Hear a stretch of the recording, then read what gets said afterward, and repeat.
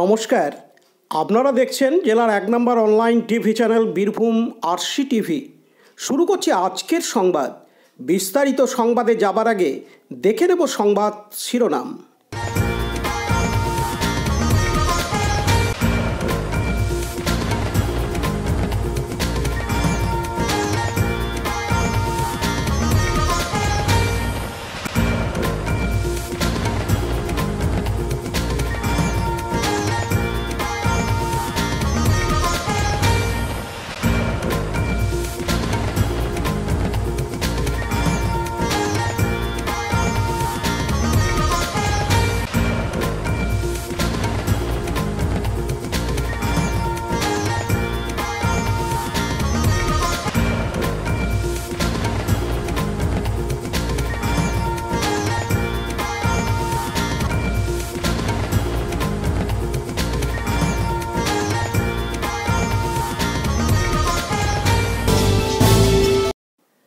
বহু প্রতীক্ষার পর অবশেষে আজ রবিবার ২৫শে ফেব্রুয়ারি থেকে শুরু হলো দুবরাজপুর পৌরসভার ৭ নম্বর ওয়ার্ডে অবস্থিত কলুপাড়া প্রাথমিক বিদ্যালয়ের নতুন ভবন তৈরির কাজ। এই কাজ এসএসএম অর্থাৎ সমগ্র শিক্ষা মিশনের অধীনে হচ্ছে বলে বিদ্যালয় সূত্রের খবর। আজ দুবরাজপুর ব্লকের টেকনিক্যাল অ্যাসিস্ট্যান্ট পুলক চৌধুরী, দুবরাজপুর পৌরসভার ৭ নম্বর ওয়ার্ড কাউন্সিলর শেখ নাজিরুদ্দিন, কলুপাড়া প্রাথমিক বিদ্যালয়ের প্রধান শিক্ষক অরুণ খান, কামালপুর প্রাথমিক বিদ্যালয়ের সহশিক্ষক অজয় মণ্ডলের উপস্থিতিতে বিদ্যালয়ের ওই জায়গায় মাপযোগ করা হয়। তারপর শেখ নাজিরুদ্দিনের হাত দিয়ে বিদ্যালয়ের নতুন ভবন তৈরির ভিত্তিপ্রস্তর স্থাপন করা হয়। এদিন কাউন্সিলর শেখ নাজিরুদ্দিন জানান, এই বিদ্যালয়ের কয়েকটি রুম ভগ্নপ্রায় অবস্থায় ছিল, ছাদ থেকে জল চুয়ে পড়ত, পড়ুয়াদের অন্যত্র বসিয়ে পঠন পাঠন করাতে হতো। তখন বহু জায়গায় আবেদন করেছিলাম, কিন্তু আজ পর্যন্ত কোনো সাড়া পাইনি।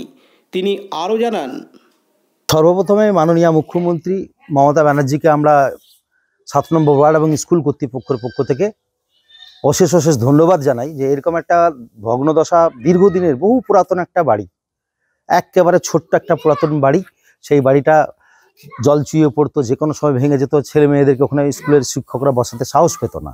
আমরা বহুবার এটা দরবার করেছিলাম, টাকা পয়সা সেরকমভাবে কোনো জায়গা থেকে পাচ্ছিলাম না। হঠাৎ করে দিদি দূত প্রোগ্রামে আমাদের ডেপুটি স্পিকার সম্মানীয় শ্রী আশিস বন্দ্যোপাধ্যায় মহাশয় উনি আসেন। ওনাকে বললে বিজ্ঞ শিক্ষক প্রফেসর, তার শিক্ষা জগতের সঙ্গে সুদৃঢ় মনের আত্মার মেল, তিনি স্কুল বা ছেলে মেয়েদের পড়াশোনার ক্ষেত্রে একটু অগ্রণী ভূমিকা নেন। যেমনি বলেছিলাম উনি আমাকে সাড়া দিয়েছিলেন। এইখানে এসে দুবরাজপুর পৌরপ্রধানও সাথে ছিল, আমি ছিলাম। এখানে আশিসবাবু সমস্ত কিছু দেখে আমাদেরকে প্রতিশ্রুতি দিয়ে যান যে এটাকে যেভাবেই হোক আমি তোদের স্কুল ফান্ডিংয়ে টাকার ব্যবস্থা করব। তো সেই টাকা সমগ্র শিক্ষা মিশন মানে এসএসএম থেকে প্রায় ওই ২৫,৩৪,৩৪০ এরকম টাকা আমাদের স্যাংশন হয়েছে। আমরা খুব দ্রুত এইখানে এই একেবারে সুসজ্জিত মানে নতুন রূপে আর কি একটা স্কুলের বিল্ডিং, যেখানে হয়তো আমার মনে হয় সব জায়গায় হয়নি, এখানে যা দিয়েছে সিস্টেমটা, এসি আমার আছেন পুলকবাবু, ওনার তত্ত্বাবধানে এই কাজ শুরু আজ করলাম। আমরা খুব দ্রুত কাজটা করতে চাইছি এই কারণে সামনে লোকসভা নির্বাচন আছে। এখানে ১৮৩-৮৪ পার্টের দুটো বুথ এবং অক্সিলারি বুথ একটা হয়, স্বাভাবিকভাবে এখানে বুথের চাপ থাকে। এটাকে ঠিক লোকসভা ভোটের আগে আমরা এটাকে সম্পূর্ণ করতে চাইছি। যারা টেন্ডারে নিয়েছেন, যারা ঠিকাদার রয়েছেন, তাদেরকে আমরা একটু বলেও দিয়েছি, ভাই কাজ আমার দ্রুত গতিতে চাই এবং সঠিক সুন্দর কাজ চাই। লোকসভা ভোট তো খুব কাছেই চলে আসছে। হ্যাঁ, ২ মাস এখনো আশা করছি, ২ মাস সময়টা পাওয়া যাবে। ২ মাসে হয়তো সম্পূর্ণটা ফিনিশিংটা করতে পারা যাবে না, তবে স্ট্রাকচারটা দাঁড়িয়ে যাবে, যেখানটাতে আমার ভোটদান কেন্দ্র বা সবটাই হয়ে যাবে, সেটা হয়ে যাবে আশা করছি। তবে আশিসবাবু যে এটা করবেন আমরা ভাবতেই পারিনি, উনি এত তাড়াতাড়ি আমাদেরকে এরকমভাবে দেবেন। এবং সত্যি কথা বলতে শিক্ষকদেরও একটা বড় ভূমিকা আছে, তারা খুব ছোটাছুটি করেছে। সাথে সাথে সেই সময়টাতে খবরগুলো এমনভাবে চাওয়ার হয়েছিল, সাংবাদিক বন্ধুরাও চেয়েছিল যে এই স্কুলটা একটা ঠিক জায়গায় আসুক, বাচ্চাদের খুব অসুবিধা হচ্ছে। সাংবাদিক বন্ধুরাও এটা খবরটা দেখিয়েছিলেন এবং খুব চটজলদি আমরা এটা পেয়েছি। পাশাপাশি প্রাথমিক বিদ্যালয়ের প্রধান শিক্ষক অরুণ খান বলেন, আমাদের বিদ্যালয়ের অবস্থা একেবারে জীর্ণ দশা ছিল, ক্লাস করাতে অনেক অসুবিধা হতো। এখানে ২৭০ জন ছাত্রছাত্রী পড়াশুনো করে। এদিন তিনি আরও বলেন, এই স্কুলটা আমাদের বহুদিন দীর্ঘদিন আপনার জীর্ণদশা হয়েছিল বিল্ডিংটাতে, এবং ক্লাস করানো খুব দুঃসহ হতো। যেমন বর্ষার সময়তে কি হতো, জল চুইয়ে পড়তো, যার জন্য আমরা ক্লাস ঠিকমতো করতে পারতাম না। কিন্তু বর্তমানে আজকে কাজ হচ্ছে, সেটা দেখে আমাদের খুব ভালো লাগছে। এর আগে আমরা বহু জায়গায় ছুটাছুটি করেছি সেই ভগ্নদশার কথা, এবং ছবি তুলে নিয়ে এমনকি সমস্ত অফিসে যেমন দপ্তরে যাওয়া দরকার সেই সমস্ত দপ্তরে গেছিলাম। যাওয়ার পরে অবশেষে দেখা যায় দিদির দূত আশিস বন্দ্যোপাধ্যায় উনি আসেন।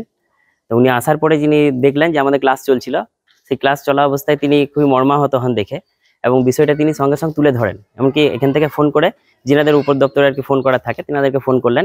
ফোন করার পরে সেখান থেকে রেসপন্স আসে। পরে আমরা আবার যাই, সেখানে গিয়ে নিয়ে ডিএম অফিসে গিয়ে আমরা খবর করি।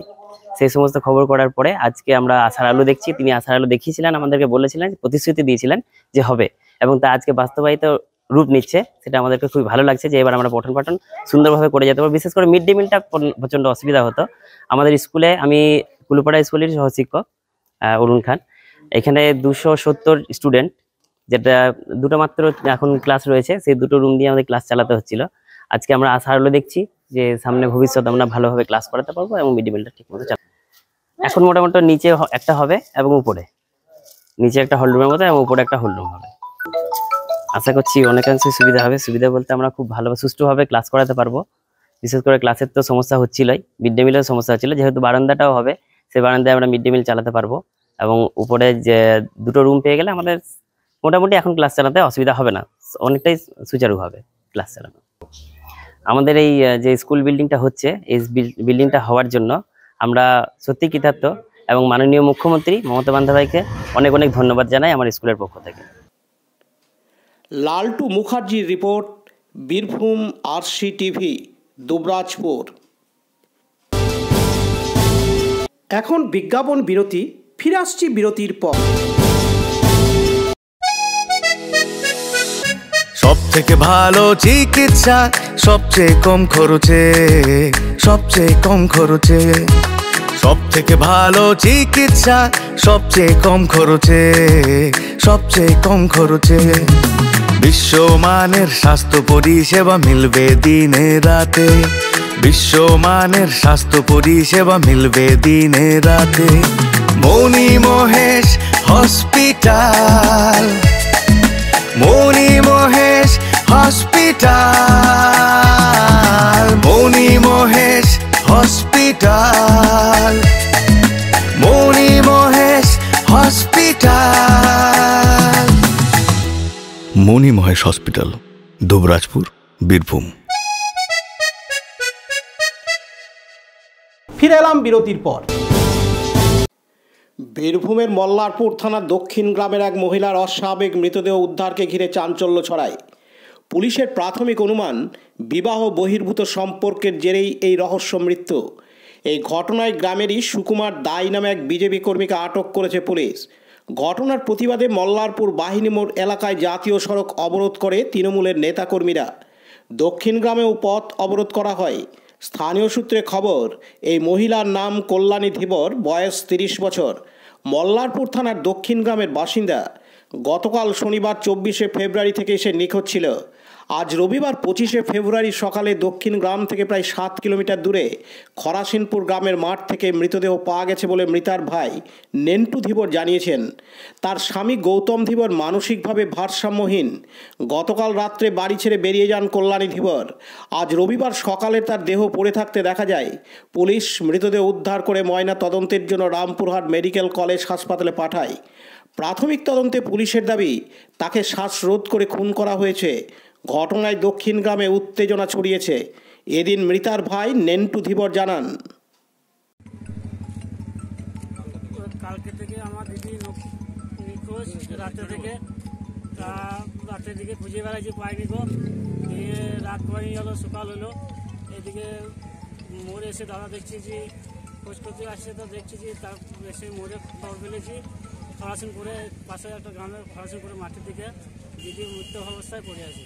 নিখোঁজ যারা এই হত্যা করেছে তাদের আমি কঠিনভাবে সাজা চাই, আমার প্রার্থনা। কি নাম দিদি? দিদির নাম হচ্ছে কল্যাণী।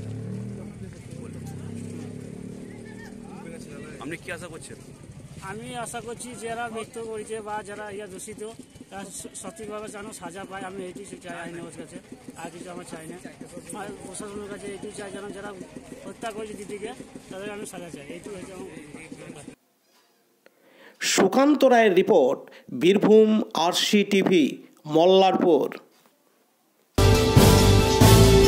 এখন বিজ্ঞাপন বিরতি, ফিরে আসছি বিরতির পর। RCS Network, high speed internet, broadband, cable TV and landline service provider, Dubrajpur, Birbhum. আমাদের এখানে পাবেন BSNL, RailTel, city alliance and Jio ফাইবারের internet, cable TV and landline টেলিফোনের কানেকশন নিতে যোগাযোগ করুন।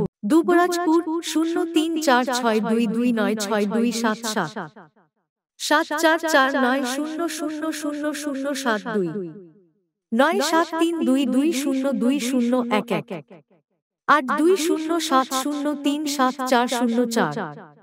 সিউড়ি 034622999995 9647669665 7063544520। ফিরে এলাম বিরতির পর। কবরস্থানের পাশেই অজ্ঞাত পরিচয় ব্যক্তির ঝুলন্ত দেহ উদ্ধারকে কেন্দ্র করে চাঞ্চল্য ছড়ালো এলাকায়। ঘটনাটি ঘটেছে আজ রবিবার 25শে ফেব্রুয়ারি রামপুরহাট থানার রামপুরহাট পৌরসভার 17 নম্বর ওয়ার্ডের অন্তর্গত কবরস্থানের পাশের মাঠের একটি গাছে ঝুলন্ত অবস্থায় একটি মৃতদেহ দেখতে পায় এলাকার বাসিন্দারা। এরপরে খবর দেওয়া হয় রামপুরহাট থানায়। খবর জানাজানি হতেই মানুষজন ভিড় জমায় ঘটনাস্থলে।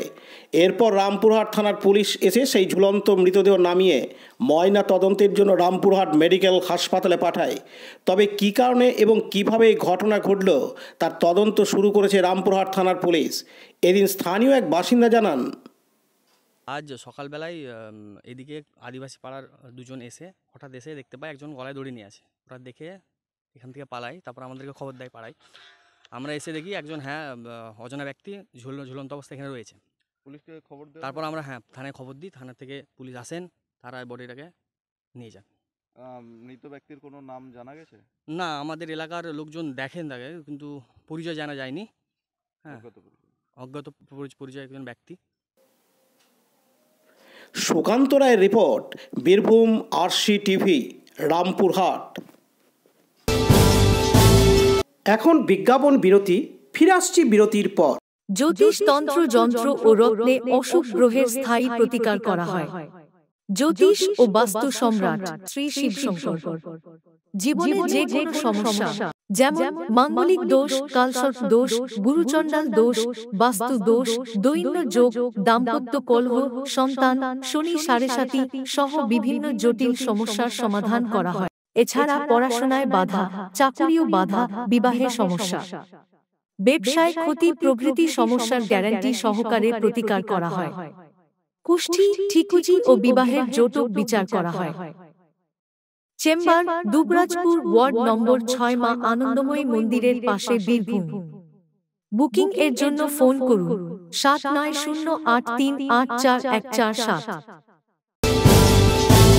ফিরে এলাম বিরতির পর। বীরভূম জেলা পরিষদের সভাধিপতি কাজল শেখের বাসভবন নানুরের পাপুড়িতে এসে বিস্ফোরক মন্তব্য ফুরফুরা শরীফের পীরজাদা তোহা সিদ্দিকের। মুখ্যমন্ত্রীর পাশে দাঁড়িয়ে কার্যত সন্দেশখালী ক্ষোভ উগরে দিলেন ফুরফুরা শরীফের পীরজাদা তোহা সিদ্দিকী। তিনি বলেন, ভারতবর্ষের স্বাধীনতার পর থেকে জাতি নিয়ে কোনো ভেদাভেদ ছিল না। পশ্চিমবাংলায় হিন্দু মুসলিমদের মধ্যে দাঙ্গা লাগানোর চেষ্টা চালাচ্ছে।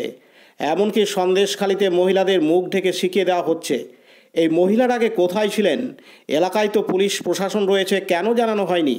তিনি আরও জানান, দেখেন, মানে মুখ্যমন্ত্রী কি বলেছেন এটা ওনার মতামত। তা ওখানে আমাদের লক্ষ লক্ষ ভক্ত আছে, জানেন তো। আমি ওখানে একবার নয় 100 বার গিয়েছি।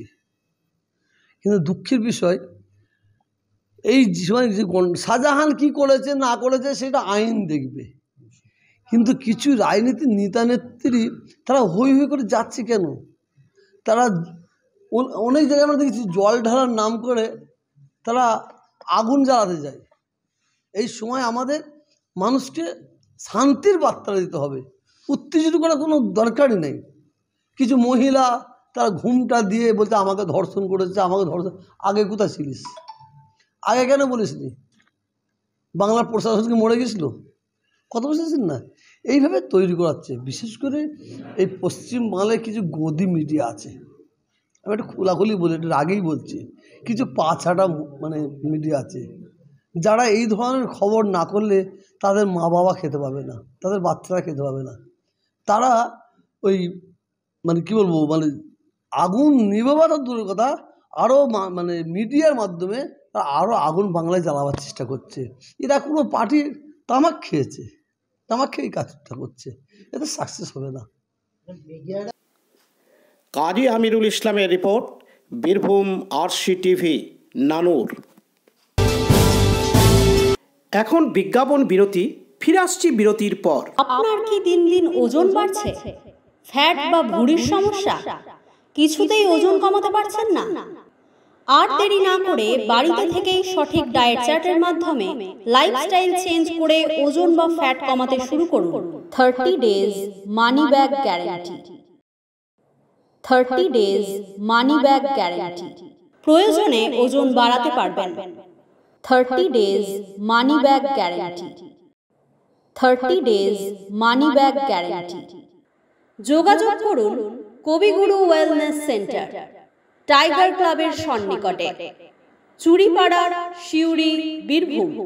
Mobile number 9153121371, 8900251912। ফিরে এলাম বিরতির পর। লাভপুরে ফুল্লরা মহাপীঠ মহামেলা 2024 অনুষ্ঠিত হচ্ছে। 125তম বাৎসরিক মেলার উদ্বোধন করা হয় গতকাল শনিবার 24শে ফেব্রুয়ারি। বীরভূম জেলা সতীপীঠের অন্যতম পীঠস্থান লাভপুরের ফুল্লরা মন্দির। এই ফুল্লরা মন্দিরে দূর দূরান্ত থেকে মানুষ ছুটে আসেন মায়ের দর্শনের জন্য। পর্যটকদের কাছে এই ফুল্লরা মন্দির খুবই গুরুত্বপূর্ণ বলে পরিচিত। এই ফুল্লরা মন্দির চত্বরের মেলাতে হাজার হাজার মানুষ উপস্থিত হয়েছিলেন। আজকে আশেপাশের গ্রাম থেকে হাজার হাজার মানুষ একসঙ্গে বসে মায়ের প্রসাদ গ্রহণ করেন। এই মেলার ফিতে কেটে শুভ উদ্বোধন করেন পশ্চিমবঙ্গ সরকারের পঞ্চায়েত ও গ্রাম উন্নয়ন এবং সমবায় মন্ত্রী প্রদীপ মজুমদার। এছাড়াও এই মেলাতে উপস্থিত ছিলেন রামপুরহাট বিধানসভার বিধায়ক তথা বিধানসভার deputy speaker doctor Ashis Bandyopadhyay, Bolpur লোকসভার সাংসদ অসিত মাল, লাভপুরের বিধায়ক অভিজিৎ সিনহা ও অন্যান্য তৃণমূলের নেতৃত্ববৃন্দ এবং সমর্থকরা। এদিন পশ্চিমবঙ্গ সরকারের পঞ্চায়েত ও গ্রাম উন্নয়ন এবং সমবায় মন্ত্রী প্রদীপ মজুমদার জানান, ভালো হচ্ছে আমাদের, জানেন তো এখন পথশ্রী একটা খুব আমাদের গুরুত্বপূর্ণ প্রকল্প। সেই কাজ আমরা খুব দ্রুততার সঙ্গে করার চেষ্টা করছি। ফেজ 2 পথশ্রী 2 যেটা হয়েছিল সেখানে অনেক কাজ হয়েছে। পথশ্রী 3-এর কাজও শুরু হচ্ছে, টেন্ডার হয়েছে। তো আমার মনে হয় এখানে এখনও অবধি এমন কিছু চোখে পড়েনি যাতে আমি বলবো যে লাভপুর পিছিয়ে আছে। এবং সর্বোপরি আমার ধারণা যেখানে যে আমাদের এখানে সক্রিয় জনপ্রতিনিধি আছেন, যিনি বিধায়ক, তিনি শুধু কাজের জন্য তদবির করেন তাই নয়, যাতে অনুমোদন আসে। কারণ যা চাহিদা সবসময় পূর্ণ করা যায় না। চাহিদা এবং যা বলছিলেন যোগান, তার ভেতরে একটা সবসময় পার্থক্য থেকে যায়। উনি সেটা নিরসন করার আক্রান্ত চেষ্টা করেন। একদিকে যেমন সেটা করেন, আর একদিকে যেখানে কাজ ঠিক মতন রূপায়িত না হয় সেদিকেও লক্ষ্য রাখেন। এটিই হচ্ছে আমাদের অভিজ্ঞতা। যেখানে স্থানীয় জনপ্রতিনিধিরা একটু আগ্রহ সহকারে এই ব্যাপারে নজরদারি করেন, সেখানে কাজ অনেক সুষ্ঠুভাবে দ্রুততার সঙ্গে। আরেকটা অন্য প্রশ্ন যাচ্ছি, যেটা যে সার্বিক যে অবস্থা এখন সন্দেশকালীন পরিস্থিতি নিয়ে কি বলবো? আমি এই মঞ্চ থেকে ওই নিয়ে কোনো আলোচনার ভেতরে যেতে চাইছি না। পাশাপাশি দিন লাভপুরের বিধায়ক অভিজিৎ সিনহা বলেন, ফুল্লরা সতীপীঠের মহামেলা অত্যন্ত ঐতিহ্যশালী মেলা এবং এবছর 125তম বর্ষ। অত্যন্ত উৎসাহ উদ্দীপনার মধ্যে দিয়ে আজকে তার শুভ উদ্বোধন হলো। উদ্বোধক হিসেবে উপস্থিত ছিলেন মাননীয় deputy speaker doctor Ashis Bandyopadhyay. প্রধান অতিথি হিসেবে ছিলেন শ্রী প্রদীপ মজুমদার, মাননীয় পঞ্চায়েত, গ্রাম উন্নয়ন ও সমবায় দপ্তরের মন্ত্রী, এবং সম্মানীয় অতিথি হিসেবে ছিলেন শ্রী অসিত মাল, যিনি এখনও আমাদের এখানে বসে আছেন, মাননীয় সাংসদ। আমাদের সকল স্তরের প্রশাসনিক আধিকারিকরা ছিলেন।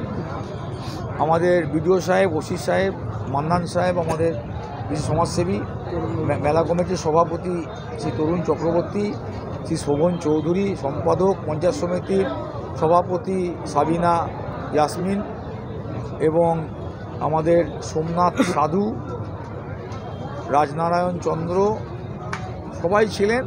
আগামী 15 দিন ধরে যাত্রা আছে, নাটক আছে, কবিগান আছে, বাউল আছে, কলকাতা দলের ভালো ভালো সঙ্গীতানুষ্ঠান আছে, বাবুল সুপ্রিয় নাইট আছে এবং শেষ দিনে বাজি পোড়ানো আছে। গত বছরের তুলনায় এবছরে তো বেশি ভক্তের সমাগম।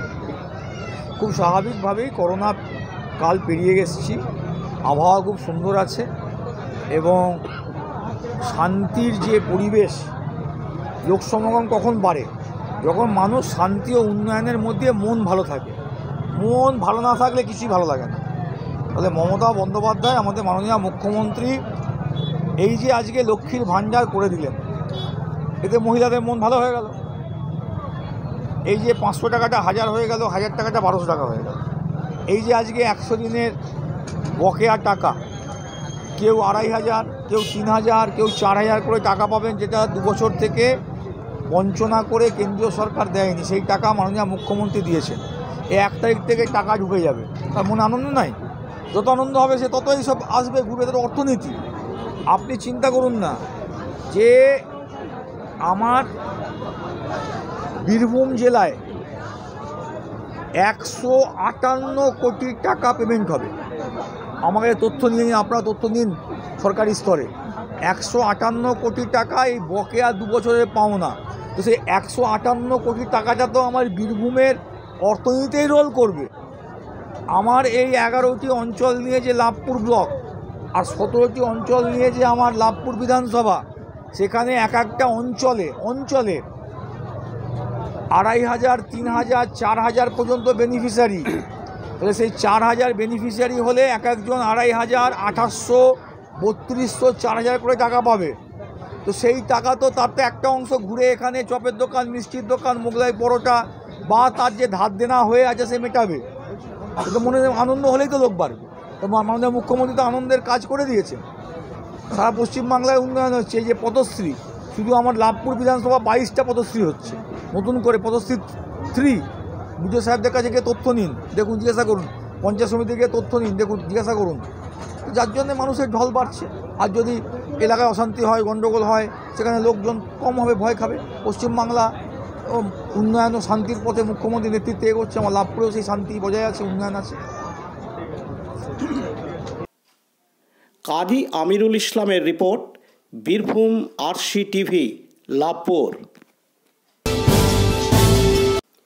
মুরারই 1 নম্বর ব্লকের অন্তর্গত কাহিনগর গ্রামে কাহিনগর স্বেচ্ছাসেবী সংস্থা সবুজ সংঘের উদ্যোগে একটি স্বেচ্ছায় রক্তদান শিবিরের আয়োজন করা হয়। সেই সঙ্গে বস্ত্রদান ও চক্ষু পরীক্ষা শিবিরের আয়োজনও করা হয় আজ রবিবার 25শে ফেব্রুয়ারি। এদিন এই রক্তদান শিবিরে প্রায় 100 জন রক্তদাতা স্বেচ্ছায় রক্তদান করেন। সেই সঙ্গে এদিন প্রায় 400 জন এলাকার দুস্থ গরিব মানুষদের কম্বল বিতরণ করা হয় কাহিনগর স্বেচ্ছাসেবী সংস্থা সবুজ সংঘের প্রচেষ্টায়। অন্যদিকে এদিন প্রায় 50 জন স্থানীয় বাসিন্দারা তাদের বিনামূল্যে চক্ষু পরীক্ষা করান। উল্লেখ্য, এদিন স্থানীয় সাঁওতালি আদিবাসী নৃত্য ছিল চোখে পড়ার মতো। শুধু তাই নয়, এই সাঁওতালি আদিবাসী নৃত্যে পা মেলান পলসা গ্রাম পঞ্চায়েত প্রধান ঝর্ণা কাপুরি। সঙ্গে ছিলেন জেলা পরিষদের সদস্য প্রদীপ কুমার ভকত। এদিন সংস্থার পক্ষ থেকে জানানো হয়, কাহিনগর সাথী সংঘের উদ্যোগে রক্তদান শিবির আর কাহিনগর সবুজ সংঘের উদ্যোগে বস্ত্রদান শিবির। কতজনকে বস্ত্র দিলেন? প্রায় 400। কি বস্ত্র দিলেন? হ্যাঁ, কি বস্ত্র দিলেন? কম্বল। রক্ত কতজন দিল? রক্ত প্রায় 100 জন মতো হবে, এখন তো চলছে। দীপু মিয়ার report, Birbhum RC TV, Murarai. আজকের সংবাদ এই পর্যন্ত। পরবর্তী সংবাদের জন্য চোখ রাখুন বীরভূম আরসি টিভির পর্দায়। নমস্কার।